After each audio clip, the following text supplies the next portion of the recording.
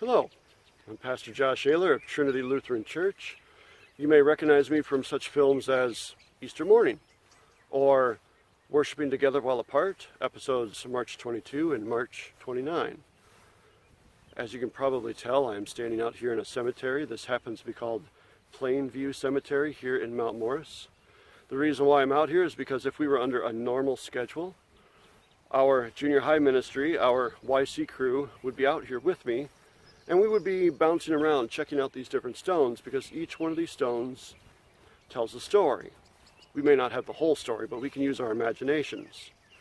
But while we're out here, we might encounter, for instance, stone over there, woman who died in her 80s, but she died in 1879, which means she witnessed the turn of the century, but not the one you're thinking of. Or there's a young man over there who was a second lieutenant in the U.S. Army, the Union Army of the Civil War. Each one of these stones tells a story about someone who had to persevere, who needed resolve, who needed strength, courage to get through their lives. And with our imagination, we could tell some of those stories. We don't know the whole picture, but we can paint a little bit of it together. So we would be out here doing that. While we're out here, we would also be reading the Gospel of John, chapter 20, verses 1 through 18. And as we read that story, we would be talking about the story of Mary.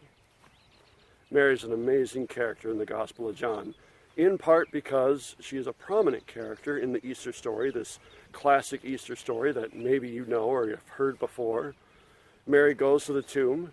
She goes after Jesus has been killed on the cross. She has witnessed this horrible death of one of her dear friends. The Roman government used crucifixion as a form of terrorism.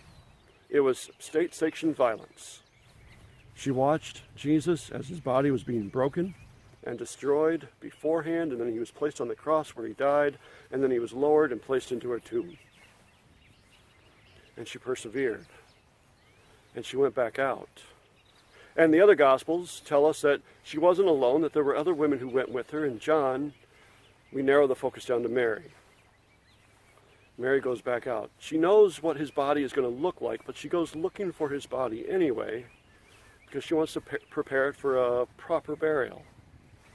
So imagine the resolve and the strength, the resilience that would take to know that we're going to find someone who we love, someone who we care deeply about, who suffered tremendously, and yet out of our love and our perseverance for them, we're going to go and care for them one last time. Now, if we know the story, or maybe by now we've read the story, we know that she gets out there and the body's gone. So then she runs back to town and she gets a couple of disciples. They come running out to see the evidence that Jesus is gone. But then they go back to their homes or wherever they came from and they disappear. Mary stays. Again, this sign of resilience and strength, this courage, this depth of power that comes from deep within her, trusting that God might be up to something. She has, of course, no idea what. But she has this need to stay in the garden. John specifically calls it the garden. She's hanging out in the garden.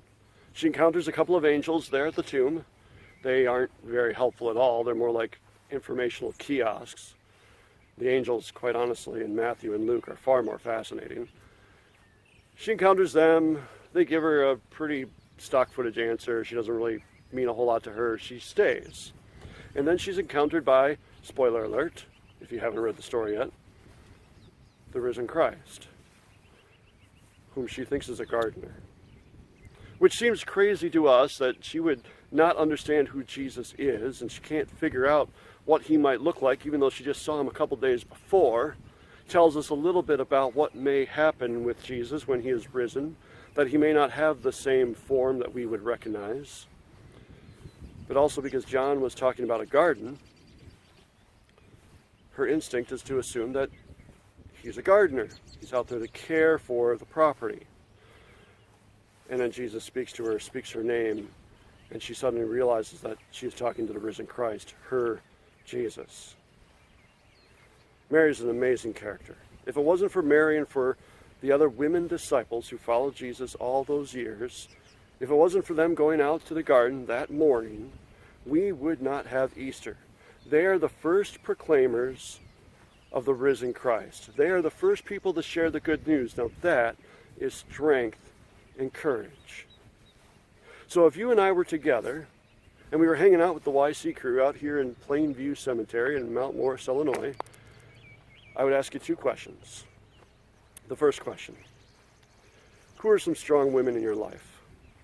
Who are women who have taught you about resolve, who have taught you about resilience, about being able to endure when hardship happens? How have you witnessed in their life firsthand the way that they deal with crisis or frustration or disappointment or sadness, and they keep going? Who are these dynamic, powerful, persevering women in your life? Tell me about them. I would love to know who they are. Who models faith and strength to you?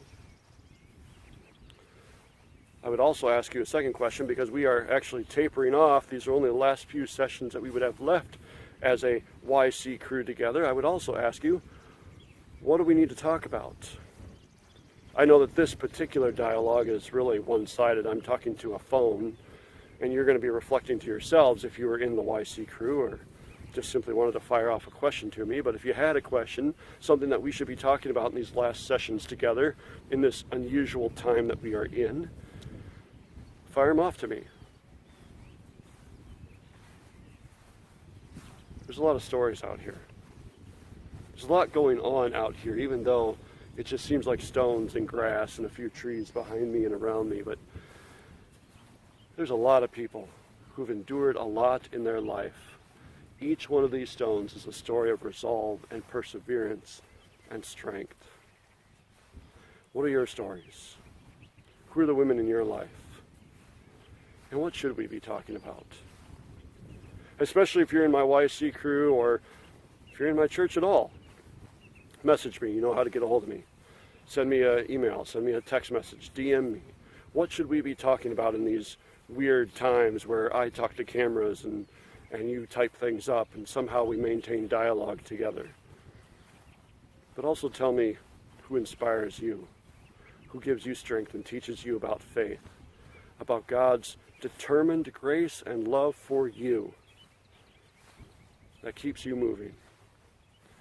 God be with you.